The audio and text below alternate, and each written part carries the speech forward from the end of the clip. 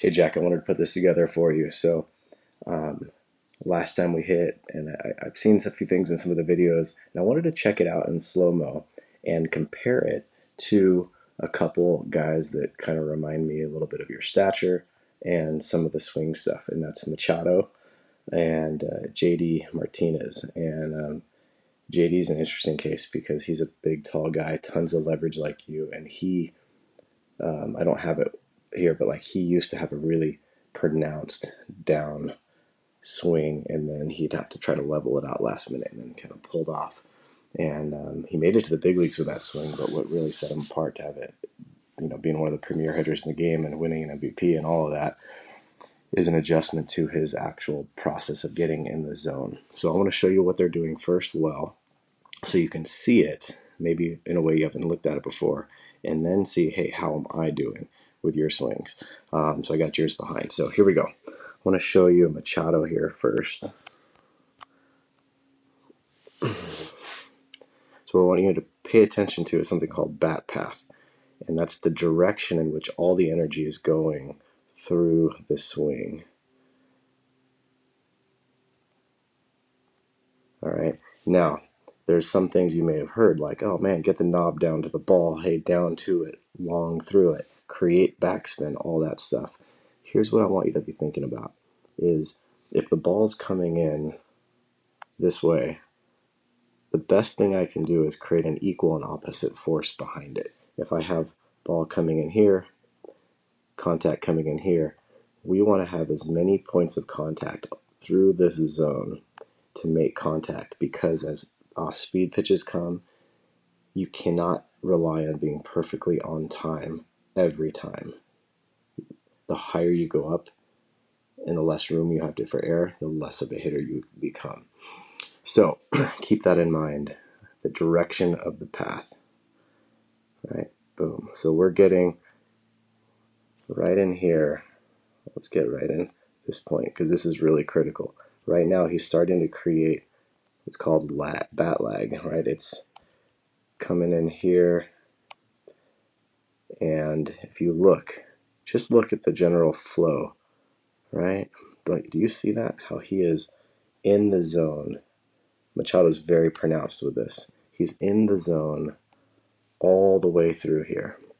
And something we'll take a note at. He's still not rolled over here. This is well after contact. Okay? Well after contact. Okay, contact is made out front. Even after contact. See the direction of that top hand? That top hand here. It's not rolled over. It's still continuing as flat as it can through the zone with that palm up. Okay? So the only reason that's possible for that kind of extension to happen is because of how he's coming into this zone. And so you go, how do I create that? You may have heard like, hey, knob down to the ball. We're not talking about losing the barrel. We're not talking about letting the barrel dip or creating with your front shoulder. This is all backside approached. All of this stuff is happening from back here. The attack happens from the backside. If we try to create anything from the front, that front's going to cause all kinds of problems as we spin out and do all kinds of crazy stuff. But take a look here at this first movement. I hope what you're seeing here is this back elbow. It's not weak. It can start wherever it wants, but man, that thing is getting in here and on plane as early as possible. If you look at this, he's already in the zone. This barrel's in the zone and he's inside the ball. This is not throwing the barrel way around. This is elbow coming inside and he's on plane. Look at this. He's on plane for like 3 feet. Boom. If he's late on that ball right here, he's still going to hit it. He's going to hit it oppo.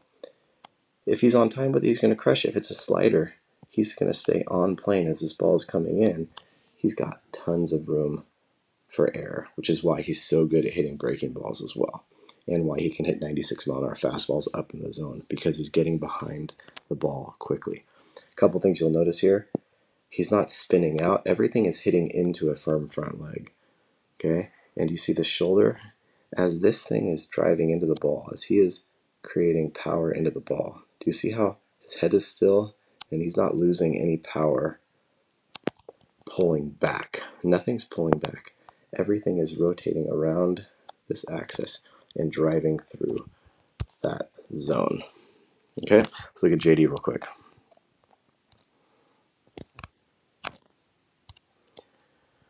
Now this is interesting because he's a bit, got his hands a bit higher like you have. We don't want to mess with it. But the first thing I want you to kind of notice is there's a little bit more compression in his back leg right here.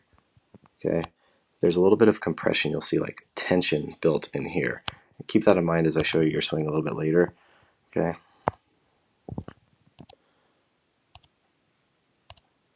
Come on now. I'm working on my technology here. There we go. Okay. So again, his head's barely moving. His head barely moves as he strides. It's only slightly forward. And now that first movement. Now I understand it almost looks like his first movement is straight down.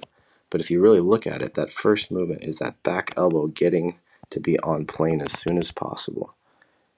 You don't see him going straight down to the ball at contact. You see him getting into that slot way back here, starting back here. And now all the energy is driving forward. All of it. Okay, all that energy is going through the slot right there. Check out this finish. Boom. Probably didn't even know where that pitch was. That pitch could have been inside. You have no idea because when you start inside behind the ball, you can make that last minute adjustment and you have real estate to work with through the zone. You got to have like a 2.5 foot zone here to work. And then look at this. Look at this extension.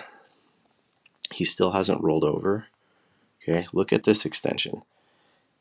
I mean, it is all energy.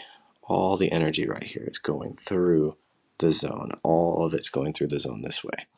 Early, starting back here, starting the first movement you have is goal is to get into the zone, not straight to the ball. We do not go straight to the ball. You get behind the ball. It's a very weird concept. How you want to think about it is up to you, but I hope you can see that. All right. Again, look at this. All the energy is bam into this firm front leg, and it's not spinning. There is no like spinning off the ball with the hips. Again, into that firm front leg. Okay, so let's put this thing up here. Let's get rid of JD for a minute here. All right, let's go to you. I like how you say like, this is the best swing of the day right here. So we're gonna watch it one time. Okay, go through again. I'm gonna pause you here. What I want you to see is the first piece of where your attack. So one thing is, again, a little bit what I would say soft here, a little soft here, and watch this next screen. I think this is the most telling. Boom. Your energy right here is going straight down, straight to the ball. This is like typical get the knob right to the ball. Now you're really strong, and so you go down. You can see you're trying to fight back to get on plane. But look at your on plane starts here and ends here. And then watch what happens after contact.